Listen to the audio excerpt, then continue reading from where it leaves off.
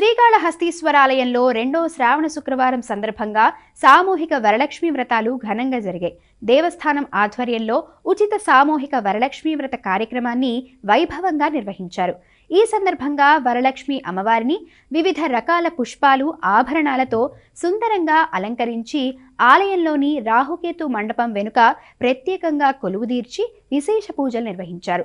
ఈ సామూహిక వరలక్ష్మి వ్రతంలో ముత్తైదువులు పాల్గొని భక్తి శ్రద్ధలతో పూజలు నిర్వహించారు.